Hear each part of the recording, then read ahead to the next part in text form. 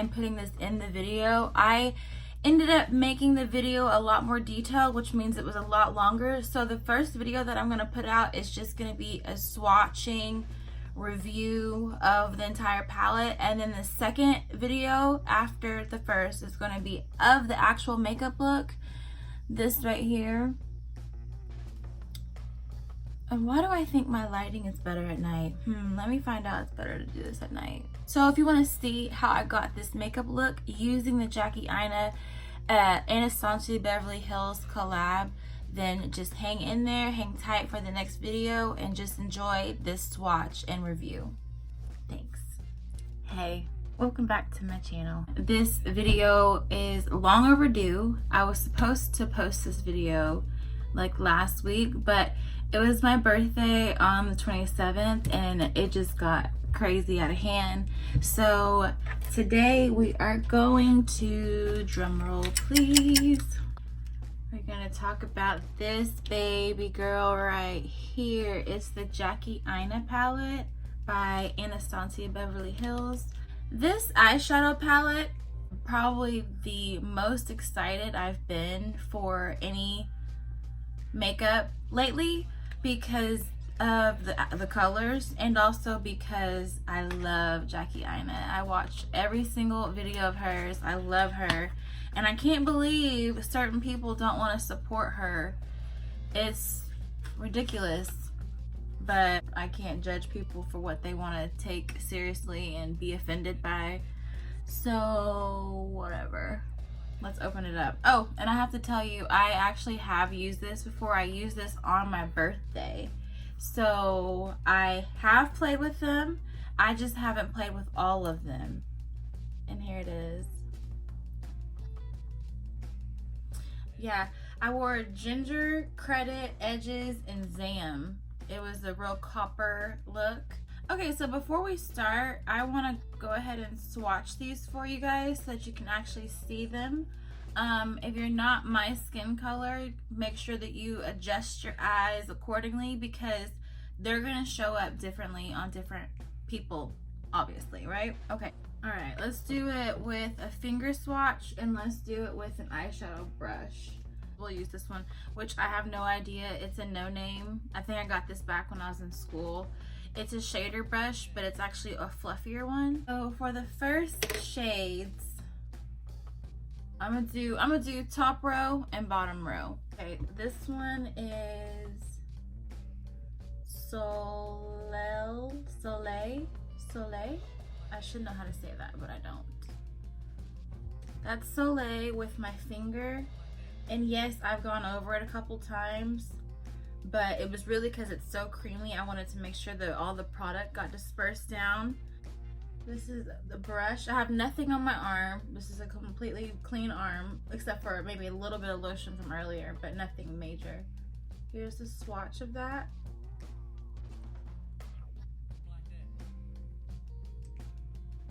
With the brush. All right, the next color up is Supreme. It's this pink shade right here. Pretty pink, but it also has where you could see it could be darkened and deepened.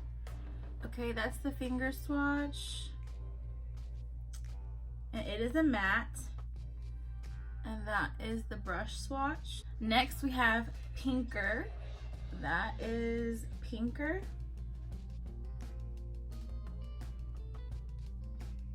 See, they're really pigmented, so I'm not trying to swatch them over and over. It's just that I could see where the product hadn't even had a chance to you know, work its way down. And then the brush, oh, that one doesn't. None of them are quite, you know, coming up with the brush swatch as strong as the finger, but that's expected. The only thing I can tell you is these are deeper shades. They are, and that's what she created the palette, so women of color, deeper complexions, can actually grab for this palette and know that they're safe and they can use all the colors, because that's not how it is with a lot of other palettes. The next color up is Big Wig. It is a beautiful matte purple, just purple as can be. And finger swatch and brush. I don't know why I stuttered on brush. Brush stroke. Oh, next shade. 5th one on the top row. Dwellas. I got that one right. Dwellas. Here is the finger swatch of that. Your brush swatch. And I'll tell you, I have used this one, and I'm gonna tell you right now, this one is a very glittery one. Dwellas. But it is glitter, so you can imagine how crazy it can get. This color is best used with a wet brush, that way you can control it and keep it where it's at, because yeah, it's a fluffy one. Next up we have the color Credit, something I need to fix. Finger swatch. It is a rich, ooh, it's such a pretty brown. Here we go. Oh my god, by far the most pigmented one on the top row. So here is the brush swatch of Credit. I went over it a couple times as well, but I've done it on all of them, so it's equal and even. People want to make a science of swatching, and I'm just like, geez, just enjoy the ride. Just look at it, take it for what it is, you know? Okay, so then now the last one on the top row is Lituation. I have not tried this one. It is it's almost like it's Credit, but with purple and silver flecks in it. Is the finger swatch for Lituation, the brush swatch for Lituation. And I'm sorry, it's by my tattoo, so it's kind of really hard to see, huh? But it is a very, but with it, when it's buffed out like that, you see more of a copper. Can you see that? All right, I'll be right back. I'm going to wipe off this and do the bottom row. Okay, so the first one, the most, I think, eye-catching one in the entire palette, at an eye's glance, my eye naturally falls on Zam. This is Zam. So, finger swatch. Okay, so this one and Dwellas, and I'm thinking Trust Issues also, they all have this glittery but buttery feel. It's almost like you could press into the palette. And this one has by far, this one and Dwellas by far have the most fallout. As you can see, Zam is everywhere. Here is Zam. Oh my gosh, look at that. This is going to perform better with your finger for sure, or a wet brush, but looking at this again with the brush and kind of just playing with it, you could get the desired effect. It would just take you longer. Next color, and I think the most controversial color in the palette is this next shade. It is Wiggly's. I don't understand how it's racist, but I could see how someone would be confused as to why this name is in the palette. There probably could have been a better name. It's just such a rich color. Look at that. It's like a copper red. Ooh, that one swatches great. That is Wiggly's. And I'm actually interested at what this brush is going to do with Wiggly's, because it is a shimmer, but it is not a glitter. And it may be able to diffuse out to something different. So let's see. Yeah, that's really pretty. All right, next up, it is Cookin Ten. Cookin Ten is a shimmery purple. So you've got Big Wig up here is a matte purple, and you've got Cookin Ten in here. And you've also got Supreme, Pinker, and Wiggly's. And so basically these are your colors in the palette. You're gonna have purples and you're gonna have pinks, and then you're gonna have the neutrals in there with a couple of coppers and golds, but mostly the colors are gonna go to the deep pinks and the purples in this palette. So that's why I say these colors are just deeper, but it's definitely it's definitely usable by every single woman in the whole world. Like, definitely. I don't see a problem.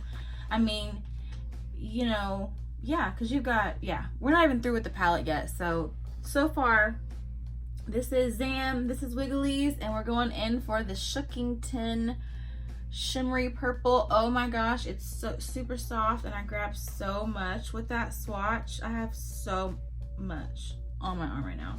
I could actually take this and use my brush for the brush stroke. That's how much just came out of there. Look, that's how much came out. And I have it on my arm still. Okay, let me do that again. That one is super soft. So this is the finger swatch of Cookin Ten, and this is the brush. And I think another thing that's kind of the reason why the colors are kind of complex is they are so deep and they are so pigmented. So that could be a little intimidating, but you just got to use a lighter hand. Next up, trust issues. I think my eyes fall to Zam, but I knew trust issues, you couldn't trust it. It looks like a shimmery white with gold flecks in it, but upon swatching it, it's just confusing, but it's beautiful. You get a gold out of it. You almost see a pink in there. Trust Issues is now my #1 shadow in this palette. And I'm not mad at that, because that could be a very beautiful highlight. But again, it is glittery. The third to last eyeshadow on the second row is Edges. It's a good one. I already used it, and I do have a little bit of fallout. Actually, if you look down here, you can see that is a lot of fallout, but I'm not mad at it. Fallout never upset me. Going into Edges, I kind of went in just to see what it would do. It didn't do what Cookin Ten did, but it is very pigmented. On my skin tone, it comes up as a brown, rosy, or a red but rosy. There's the brush. But there is a green in the palette. It's called Sponsored.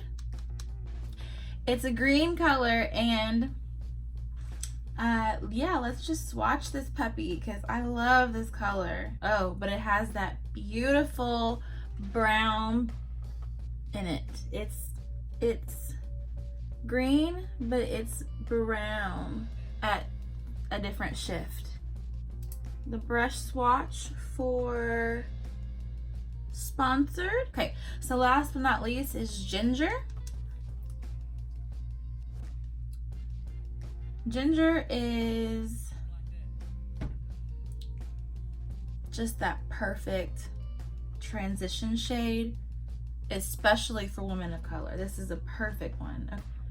That is Ginger, like a neutral brown. It's not anything that it doesn't look like it is. Very pigmented even still. That's all 14.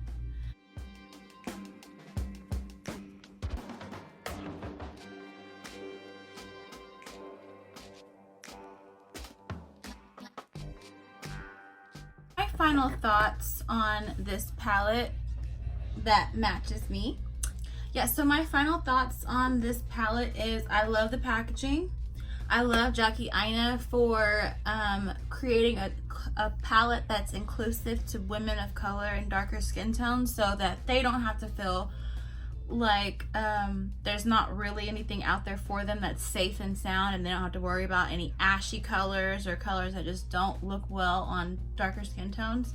So I admire her for that, and how inspiring she is alone is a reason for me to go pick this palette up. I got this palette directly off of the Anastasia Beverly Hills website, and they gave me a 15% discount. So I was able to get the palette and free express shipping for only $49. The palette retails by itself $45 or $48. I can't remember. The palette itself has quite a bit of fallout, and I think she even said that herself, so expect that. expect to be dealing with some rich tones. This palette to me is actually more fall, but it's the end of August, so I can't complain about that either. The very next season is going to be fall, so I can use this next season also. The glitters are glittery. The mattes are very pigmented, which is really good, and they all blend like a charm. So if you guys were thinking about getting this palette, I would get this palette. This to me is worth it for more than one reason. Yeah, my lashes are still kind of trying to dry, so excuse those, but I think the makeup is phenomenal. It looks like expensive eyeshadow. It's blending, it's even melting together. So yeah, you guys, I like the palette, and you guys will probably like this palette too. Just make sure you use the light hand. These Anastasia Beverly Hills palette, as you know, if you ever bought one, they come with a brush. I don't know where mine is. I have like 3 or 4 of them. They should be here somewhere, but they come with a brush that some people don't like their brush that comes with it, but I actually do like it. It's a dual-ended brush, and so for anybody who's new, you'll get a brush with it too. So it's 14 shadows and a brush for $45, $48 US dollars, of course.